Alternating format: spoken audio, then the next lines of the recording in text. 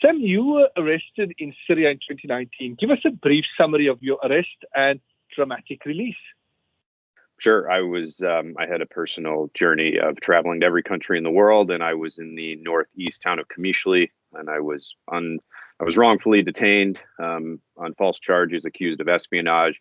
I was detained in Syria for 9 weeks, exactly 63 days, held in a combination of military intelligence prisons as well as a federal prison. And thank God, thanks to a long list of people who worked tirelessly, I was released primarily due to Lebanese intervention on July 26th, 2019, and since then have been safely back in the United States. Yes, really amazing. And you say a long list of people. There were a number of people that were instrumental in that. How was that possible, and how were you able to, or how were these different people mobilized to work on your release? Yeah, so the news of my disappearance was essentially learned through me going dark. I was always very good about checking in when I was traveling, and so when I began to not communicate it anymore, my family began to act, and that pretty quickly escalated to some of the highest levels of the U.S. government and some private sector security companies, NGOs, anybody who might be able to do something. And one of the big challenges was that as of right now, and also in 2019, there's no diplomatic ties. There are no diplomatic ties between the United States and Syria. So that presented quite a few challenges. And as a result, my release was mediated through kind of a third party. Yes. Post your release, you've now become an activist. What has been the motivation for that? Or why are you now an activist on certain issues? Many would want to move on with their lives after such a traumatic experience. Yeah, well, I had a taste of what happens inside these Assad-run detention centers, and I met people and became friends with Syrians who experience the same, or in most cases, much worse. And it's just the honor of a lifetime to be the voice of the voiceless. I was released, thank God, but so many others either have been released, but due to their situation in Syria or elsewhere, they are unable to seek any kind of justice or accountability. Or on the other side of that, many people have not been released and are still being unjustly detained or have been killed. And of course, they don't have a voice either. And so given my situation and how much the Syrian people helped me during my time there, the other inmates, it's really just a privilege to be the voice of these voiceless people.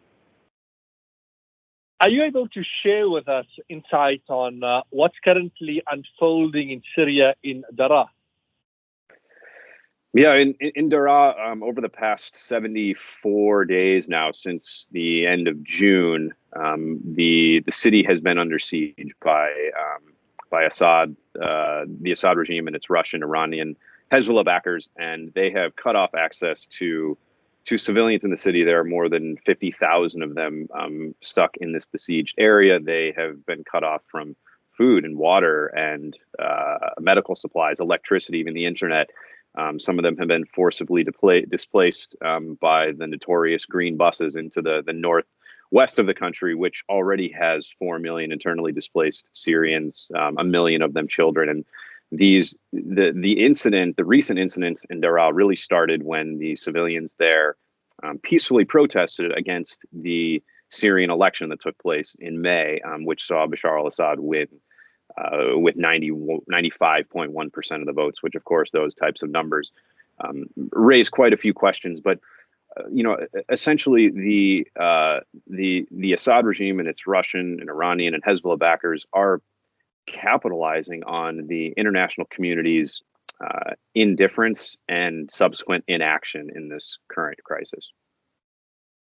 Amnesty is releasing a report today of violations against returning refugees and what awaits them when they go back. Tell us more about that.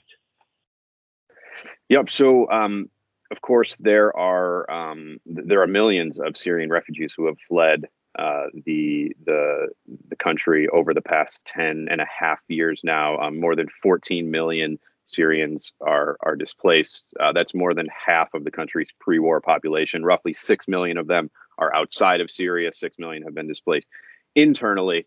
And there are several countries now who have basically said that Syria is safe to return to, and they're making it challenging for Syrians who are living abroad to stay there. They're terminating their residence visas or whatever type of documentation is required.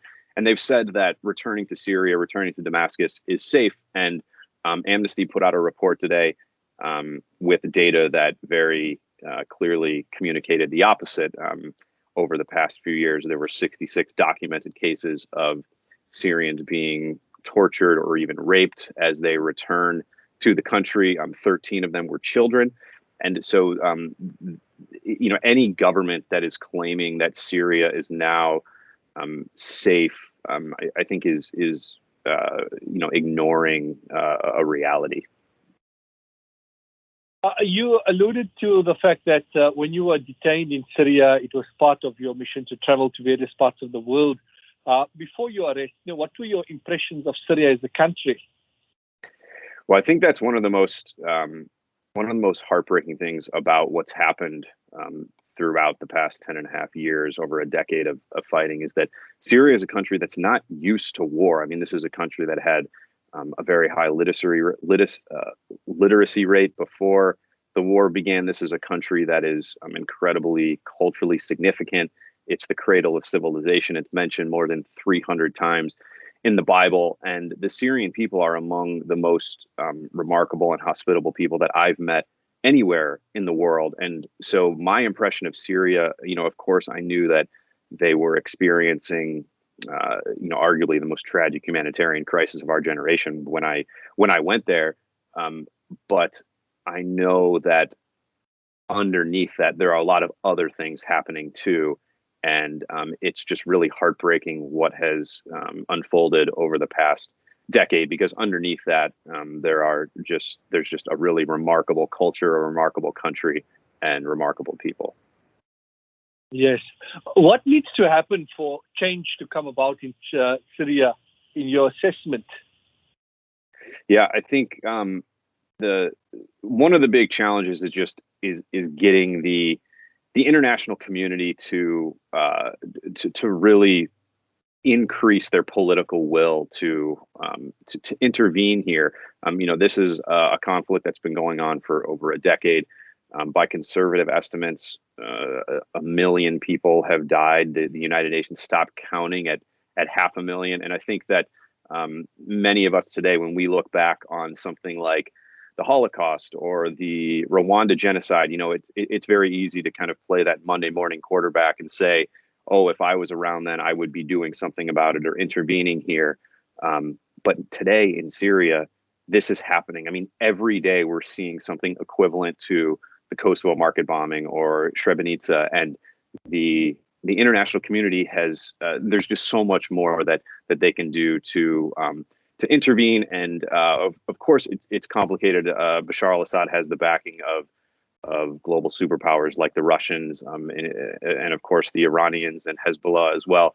And so it's a very deeply rooted, complicated issue, but a lot of it comes down to an increase in political will. Yes. What would be the solution? Would sanctions from the West, would that have any impact or so? I think that currently right now, we saw the Caesar Act go signed into law by U.S. Congress 2 years ago. Caesar was a regime military photographer who just in 2 years and only in Damascus documented more than 55,000 cases of men, women, children, and elderly being tortured to death in these regime-run detention centers, and so that has raised quite a bit of awareness around what's happening there. For example, Ambassador Stephen Rapp, who's the former U.S. ambassador at large for war crimes. He stated that the evidence that these photos that Caesar documented are better evidence against him than what was presented against the Nazis at Nuremberg, and so that's raised a lot of awareness around what's happening in Syria right now, and then particularly in Daraa. It kind of come full circle because Daraa is where the revolution began in March of 2011, and in addition to that, it was children who started the revolution in Syria. They wrote on a wall, "Your next doctor," which was referring to Bashar al-Assad, who is an eye doctor educated in the UK. And now today we're seeing children still being detained in the same way in Daraa and in other parts of Syria as well. And so there's so much work to do, and it's the international community can really improve its efforts on how they're intervening in Syria. Sam, it's been an absolute pleasure chatting to you. Your story is certainly one of inspiration, and we certainly hope that the activism work will yield its results, and it will all be beneficial for the people of Syria. Thank you for chatting to us. We wish you all the best. Thanks, Yusuf.